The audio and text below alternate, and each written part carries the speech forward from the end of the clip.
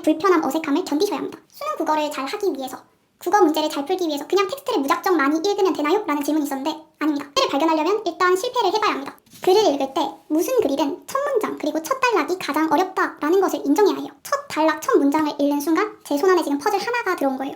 퍼즐 하나를 가지고 있을 때 어디에 둬야 할지 제일 알 수가 없어요. 안녕하세요, 시연쌤입니다. 오늘은 독해력을 기르는 기본이라는 제목으로 영상을 제작했는데 수능 국어를 이제 풀 때 선생님 저는 기본적인 독해력, 문해력이 너무 떨어지는 것 같아요. 그래서 국어 성적을 올리기 위해서 기본적인 이 독해력이 필요하다는데 어떻게 하면 올릴 수 있을까요? 저는 글을 읽으면 글이 막 머리를 타고 이렇게 지나간 다음에 뱉어내는 것 같아요. 이렇게 얘기해주는 친구들이 가끔 있어서 거기에 대해서 답변을 드리고 싶어서 제가 영상을 준비했고 7개 정도 드리고 싶은 말씀이 있습니다. 첫 번째로 드리고 싶은 말씀은 수능 국어를 잘 하기 위해서, 국어 문제를 잘 풀기 위해서 그냥 텍스트를 무작정 많이 읽으면 되나요? 라는 질문이 있었는데 아닙니다. 그렇지 않습니다. 저는 제 경험으로 말씀드리면 저는 책을 정말 초등학교 때부터 많이 읽은 사람이었어요. 초등학교 때 시간이 많으니까 뭐 1일 일독을 하기도 하고 그 다음에 중학교, 고등학교 때도 한 달에 최소 4권에서 5권 정도의 책은 꾸준히 읽어왔던 사람입니다. 그럼에도 불구하고 평소에 내신 국어 공부를 철저하게 했음에도 불구하고 고3 3월 국어 모의고사에서 3등급을 받는데 상대적으로 다른 친구들에 비해서 많은 텍스트를 지금까지 누적해 읽어왔음에도 불구하고 왜 모의고사 성적은 3등급이 나왔냐? 문제를 분석해보면 제가 평소에 주로 읽는 분야의 글은 소설이었고 비문학과 같은 정보 전달성 글은 거의 접해보지 않은 거죠. 그리고 평소에 소설을 읽을 때 인물 관계도를 그리고 또 지역적인 어떤 사건들을 하나하나 메모해가면서 읽지 않잖아요. 그래서 제가 평소에 글을 읽는 그 나이브한 습관을 가지고 수능 국어 문제를 맞서기는 상당히 힘들었던 거죠. 그래서 단순히 무작정 텍스트를 많이 읽으면 수능 국어 성적이 오르나요는 아니다 라고 처음에 말씀을 드리고 싶었어요. 두 번째로 드릴 말씀은 무엇이냐면 다만 내가 노베라면, 내가 평상시에 글을 거의 안 읽는다, 나는 그냥 글 읽는 것 자체가 너무 낯설다 라는 친구들이 있다면 무슨 종류든 가리지 않고, 종류를 가리지 않고 텍스트를 많이 읽을 것을 권합니다. 무작정 많이 읽는 것이 도움이 안 된다고 제가 1번으로 말씀드렸지만 노베 친구들, 정말 그냥 글을 아예 안 읽었다, 나는 그냥 글을 보는 것 자체가 어색하다 싶은 친구들은 글을 읽으셔야 합니다. 어떤 종류의 글이든 가리지 않고. 일단 읽고 그 다음에 내 독해에서 무엇이 문제인지 찾고 수정하는 거예요. 그래서 문제를 발견하려면 일단 실패를 해봐야 합니다. 그래서 저는 글을 읽는 걸 권하고 물론 글을 잘 읽는 사람들, 정말 문해력이 좋고 독해력이 좋은 사람들이 신문 기사를 읽고 그 다음 소설을 읽고 일상적인 어떤 칼럼을 읽을 때 수능 국어 문제를 풀듯이 단락별로 메모를 하고 줄을 그으면서 읽진 않을 거예요. 그죠? 그래서 글 읽기를 무서워하지 말자라는 이제 명목으로 제가 이제 텍스트를 많이 접해라 라고 지금 두 번째로 말씀드리는 거예요. 그렇기 때문에 내가 정말 평소에 글을 안 읽으면 안 읽는다라고 생각이 들면은 텍스트를 꾸역꾸역 읽으세요. 알겠죠? 정석적인 방법대로 그 수능 국어를 푸는 단락별 정리를 하나하나 적어가면서 글을 읽으라는 게 아니고 버스 타고 갈 때, 이동할 때, 그리고 자기 전 30분 종류를 가리지 않고 글을 많이 읽고 텍스트에 나를 노출시킬 것, 이것이 결국에는 독해력을 기르는 기본 전제입니다. 고3이 다른 종류의 텍스트를 읽는 건 솔직히 사치라고 생각하고 비문학이 아니라 다른 종류의 신문, 칼럼 이런 걸 읽는 건 솔직히 사치라고 생각합니다. 정 읽고 싶으면 자기 전 30분씩 현대소설 읽는 거는 좋을 것 같아요. 그리고 고등학교 1학년, 2학년 친구들이라면 지금 시간적 여유가 많으니까 텍스트를 많이 읽어봤으면 좋겠고 추천하고 싶은 책은 사피엔스, 페스트, 노인과 바다 이런 책들 추천하는데 생각하면서 읽어야 하는 종류의 글이기 때문에 이 책들을 추천드리는 거예요. 재미있는 책이라서는 아니고. 그리고 나 그냥 글 읽기를 좀 재미있게 하고 싶어요, 나는 글 읽는 것에 좀 재미를 붙여보고 싶어요 하는 이제 저학년 친구들이라면 약간 추리소설 이런 것들로 가볍게 시작해보는 것도 추천드려요. 그래서 고등학교 1학년 친구들에게는 히가시노 게이고의 라플라스의 마녀 이런 추리소설 같은 것들도 추천드립니다. 자, 그리고 세 번째로 드리고 싶은 말씀은 글을 읽을 때 무슨 글이든 첫 문장 그리고 첫 단락이 가장 어렵다라는 것을 인정해야 해요. 우리가 글을 읽는 것은 일종의 퍼즐 맞추는 것과 같다라고 생각해요. 제가 이제 퍼즐을 맞춰야 되는데 첫 단락, 첫 문장을 읽는 순간 제 손 안에 지금 퍼즐 하나가 들어온 거예요. 퍼즐 하나를 가지고 있을 때 어디에 둬야 할지 제일 알 수가 없죠. 이때 제일 알 수가 없죠. 그래서 첫 문장, 첫 단락을 읽을 때 가장 무섭고 어려운 거예요.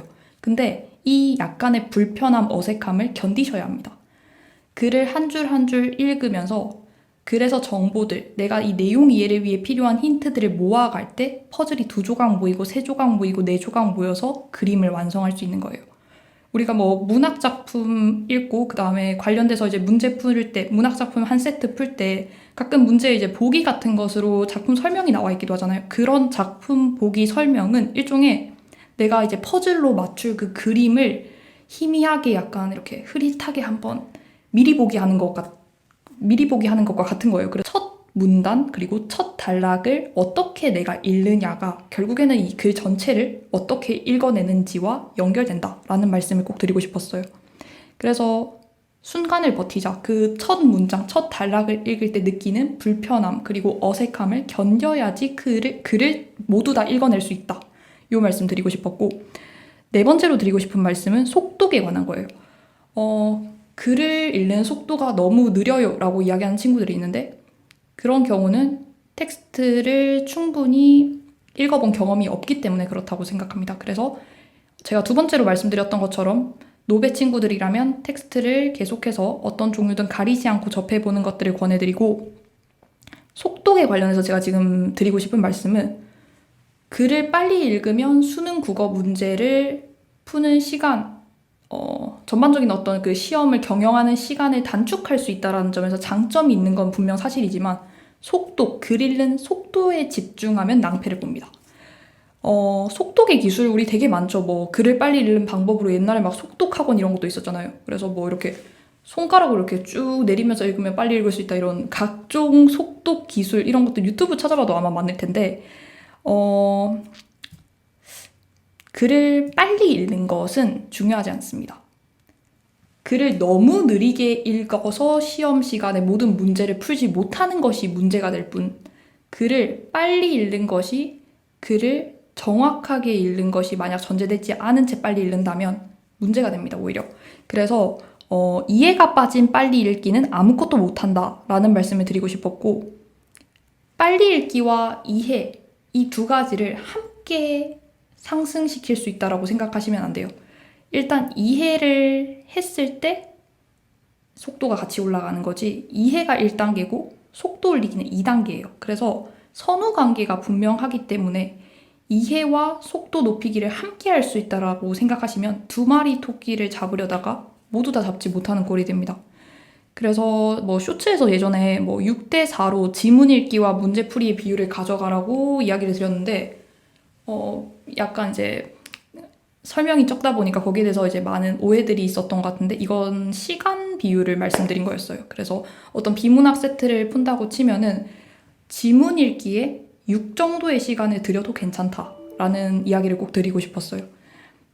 즉, 충분히 시간을 할애해서 지문을 읽어내는 것이 수능 국어 문제를 잘 풀기 위한 기본인데, 속독에만 집중하고 속도, 빨리 읽는 것에만 집중하다 보면은 오히려 제대로 풀 수 있는 문제가 없어질 수도 있다라는 이야기를 드리고 싶었고, 5번째로 드리고 싶은 이야기는 하나, 둘, 셋, 넷, 5번째 맞죠? 네, 5번째는 문단의 구조, 글의 흐름을 파악하면서 읽어야 합니다. 우리 보통 이제 수능 비문학 같은 경우에는 글의 구조가 늘 나오는 그 상반된 두 개의 의견을 계속해서 이렇게 비교하면서 전개되는지, 또는 어떤 시간 순서대로 하나의 대상의 그 발전 과정을 설명하는지, 아니면 시간 순서대로 A, B, C라는 3개의 대상의 어떤 장단점 또는 뭐 차이점, 공통점을 이렇게 설명하는지, 또는 뭐 중심 개념을 일단 1문단에서 설명하고 그 다음에 2, 3, 4문단에서 그 중심 개념 아래에 있는 하위 개념을 2, 3, 4에서 차례대로 설명한다든지, 이런 식으로 수능 비문학을 보면 늘 나오는 그 글의 구조의 유형이 정해져 있어요. 그래서 이런 문단의 구조, 글의 흐름, 문단 간의 관계가 결과적으로 어떤 구조를 만들고 있는지 여기에 집중하셔서 읽으면 좋을 것 같아요. 그래서 독해력을 기르는 기본으로 몇 가지 이제 말씀을 드렸는데 가장 중요한 것은 읽고 적기 이 두 개가 결국에 문해력을 키우는 가장 기본입니다.